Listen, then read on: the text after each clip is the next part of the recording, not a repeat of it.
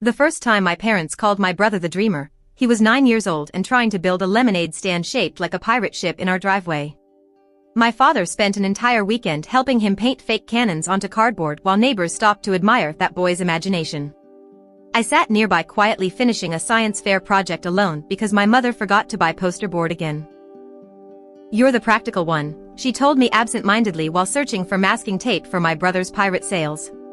That sentence followed me through my entire life. Daniel got encouragement. I got expectations. Daniel got emotional investment. I got responsibility. Families like mine don't always choose a favorite child openly. Sometimes they choose a future.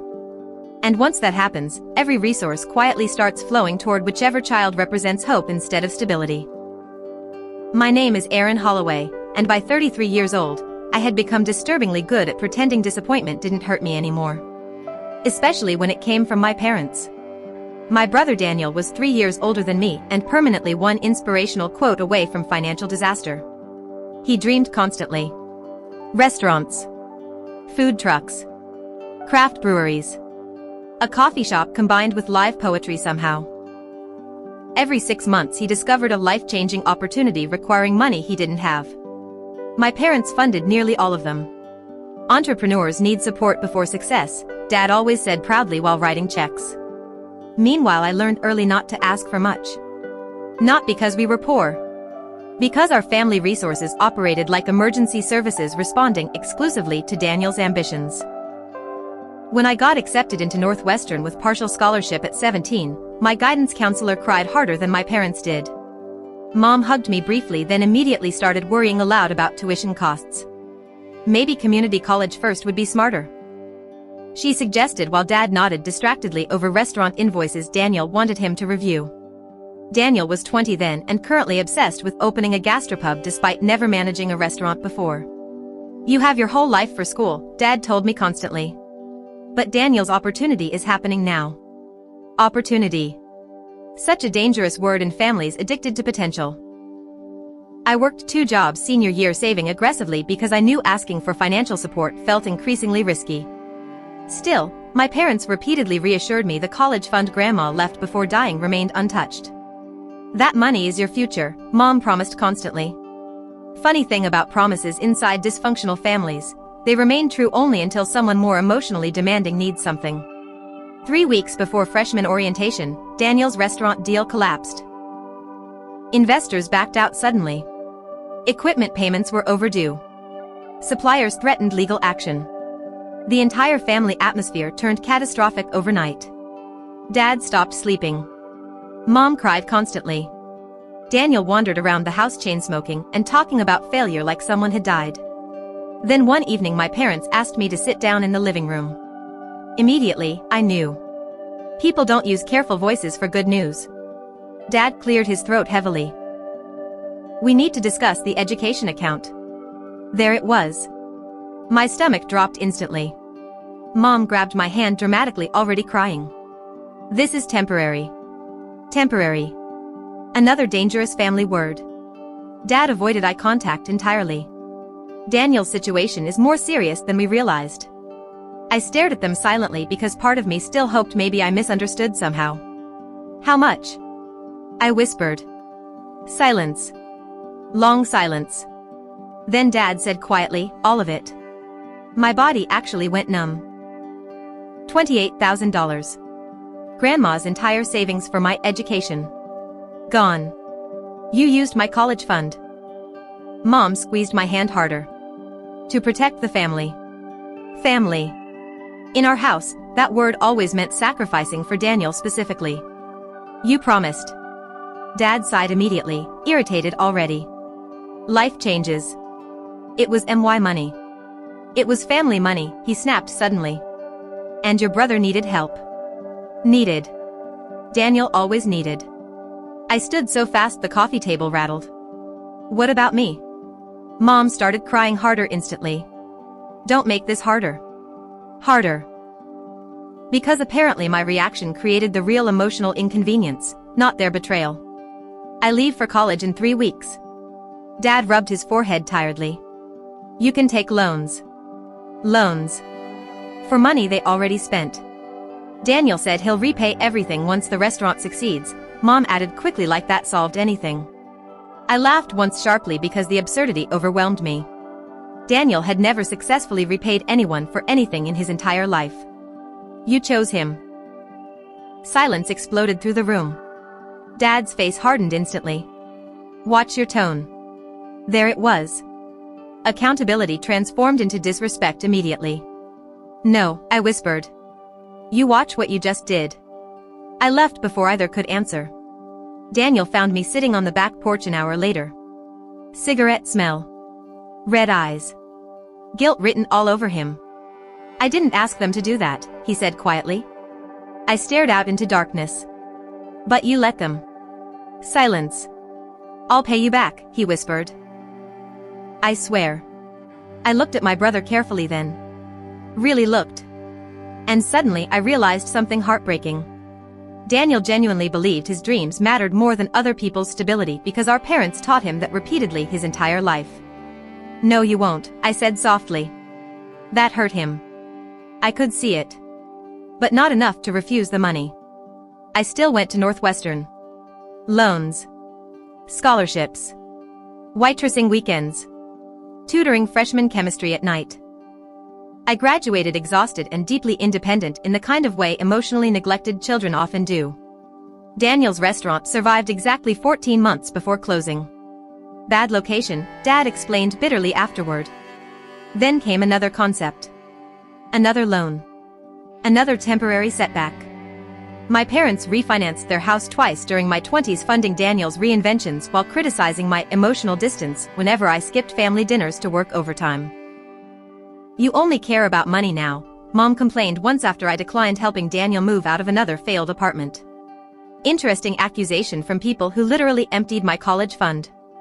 By 33, I worked as a financial analyst in Chicago, making good money but living carefully because student loans still followed me everywhere. Daniel meanwhile bounced between business ideas while my parents quietly covered emergencies. Again. And again. And again. Every Christmas became emotionally exhausting. Mom guilt-tripping me for not visiting enough. Dad asking subtle questions about my salary. Daniel pitching startup ideas between mashed potatoes. Nobody mentioning the college fund anymore because dysfunctional families survive through collective amnesia around inconvenient truths. The Christmas everything finally collapsed started with a phone call from Mom. You are coming this year. Not invitation. Demand. I stared at my office window watching snow fall across downtown Chicago. I can't. You skipped Thanksgiving too. I'm busy. Mom sighed dramatically. You always have excuses. Excuses. Another interesting word. My student loan payments alone equaled their old mortgage some months. I have work. Family should matter more than work. That sentence nearly made me laugh out loud. Did family matter more than my education? Silence. Sharp silence. Then immediate anger. You're still holding that over us? There it was. The real family rule. Pain has expiration dates when it inconveniences parents emotionally. I'm still paying for it, I said quietly. Mom's voice hardened instantly. Your father sacrificed everything for this family. Interesting revisionist history considering most sacrifices flowed one direction. I'm not coming for Christmas. She hung up on me. 2 days later Dad called instead, sounding exhausted. Your mother's upset. I noticed.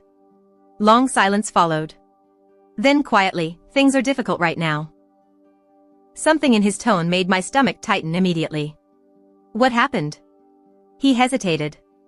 Daniel's restaurant in Phoenix, of course. Another restaurant. Another collapse. Dad. The investors pulled out unexpectedly. How much money? Silence answered before he spoke.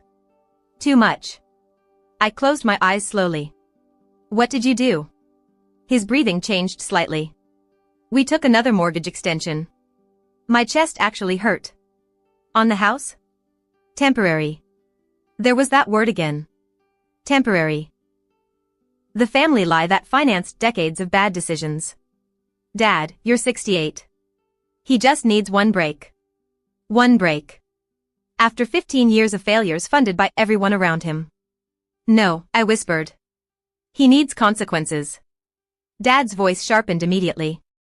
You've become cold. Cold. Funny how boundaries feel cruel to people accustomed to unlimited access to your sacrifices. Christmas morning came and went quietly in my apartment. Peaceful, honestly. Coffee. Snow outside. No financial emergencies disguised as family bonding. Around 8 p.m., my phone rang unexpectedly. Unknown number. I almost ignored it before answering cautiously. Hello? Is this Erin Holloway? Male voice. Professional. Yes? My name is Greg Lawson. I'm calling regarding Robert and Linda Holloway. My stomach dropped instantly. Banker. Who are you? I work with First National Lending. Everything inside me went cold. Why are you calling me? Long pause. Your parents listed you as emergency financial contact regarding the property. Property. The house. What happened? The banker hesitated carefully. There are concerns about delinquency on the secondary mortgage. Secondary mortgage. My parents had taken out another loan after the refinance. How much? Silence. Then quietly, approximately $312,000.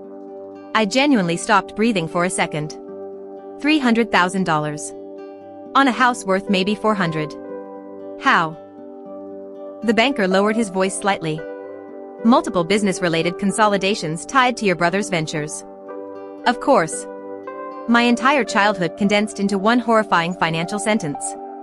Are they losing the house? Potentially, unless arrangements are made soon.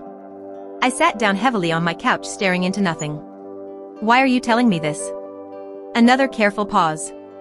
Your father suggested you might be willing to assist. There it was. Even now. Even after everything. I was still the emergency backup plan once Daniel's dreams burned through everyone else. I laughed softly. Broken. Disbelieving. No, the banker sounded uncomfortable. Miss Holloway, no, I hung up immediately. Dad called less than 5 minutes later. You spoke to Greg? No, hello. Straight to crisis management. You mortgaged the house again? Silence. Then defensively, we were helping your brother. Like that explained everything automatically. $300,000? Mom grabbed the phone suddenly. Families help each other. There it was again. Family. The word used like emotional blackmail every time consequences arrived. You destroyed my college future for him, I said quietly. And now you're destroying your retirement too. Mom actually gasped. How dare you? How dare I? My voice finally cracked after years of restraint. I'm 33 years old still paying debt because you chose Daniel over me again and again and again. Silence exploded across the line. Then Dad whispered something so quietly I almost missed it. We thought you'd be okay. There it was. The truth underneath decades of favoritism. They sacrificed me because I survived quietly. Stronger child syndrome. Responsible daughter tax. Whatever name people give it, the result stays the same. One child becomes the emotional and financial shock absorber for the entire family. I wasn't okay, I whispered back. Nobody spoke. Then suddenly another voice entered faintly in the background. Daniel. Give me the phone. Rustling sounds. Heavy breathing. Then my brother spoke quietly. Erin. I closed my eyes. What? Long silence. Then finally, I'm sorry. Simple words. But different somehow this time. Smaller. Realer. They're gonna lose the house, he said shakily. I know. And it's my fault.